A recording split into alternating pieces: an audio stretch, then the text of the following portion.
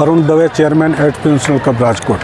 Ads prevention club દ્વારા વિશ્વ ads દિવસની ઉજવણી સંદર્ભે લગભગ 31 માર્ચ 2025 સુધી 200થી વધુ કાર્યક્રમ રાખવામાં આવેલ હતા, જેનો આજે પ્રારંભ કરવામાં આવ્યો હતો. આ જનજાગૃતિ ઉત્સવનો આજે વિરાણી સ્કૂલના 1100 છાત્રો ધોરણ 9થી 12ના દ્વારા એક વિશાળ રેડ રિબિન માનવ સાંકળ બનાવવામાં આવી હતી અને એક જનજાગૃતિનો સંદેશ પ્રસરાવ્યો હતો.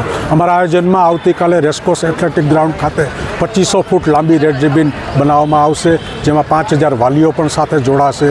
સાથોસાથ રવિવારના વિશ્વ એડ્સ દિવસે સ્કૂલ ઓફ સાયન્સ ખાતે ખંભાળા ખાતે અમે રેડ રિબિન સેમિનાર અને જે કાર્યક્રમ છે એ કરવાના છીએ.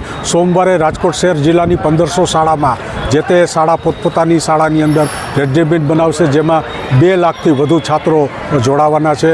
તો એક સમગ્ર આયોજન છે એ કરવામાં આવ્યું છે અને 2 તારીખે એક બીજું વિશેષ આયોજનની અંદર 500 કોલેજ છાત્રાઓને જોડી અને અમે એક રેલી કાઢવાના છીએ. સાથોસાથ એનો સેમિનાર પણ રાખવામાં આવ્યા છે. તો સમગ્ર આયોજનનો હેતુ અમારો એ છે કે લોકોમાં HIV એડ્સ બાબતે જાગૃતિ આવે અને લોકો એનાથી બચે, એ સૌથી વિશેષ બાબત છે. કંટ્રોલિંગની આપણે વાત કરીએ તો વિશ્વની અંદર સમગ્ર વિશ્વને 39% સફળતા મળી છે, જ્યારે ભારતને 42% મળી છે. એનો મતલબ એ નથી કે ભારતમાં એડ્સનું પ્રમાણ નથી. આજની તારીખે પણ સૌરાષ્ટ્રના જે દરિયાકાંઠાના જિલ્લાઓ છે એમાં HIV એડ્સનું પ્રમાણ વધે છે.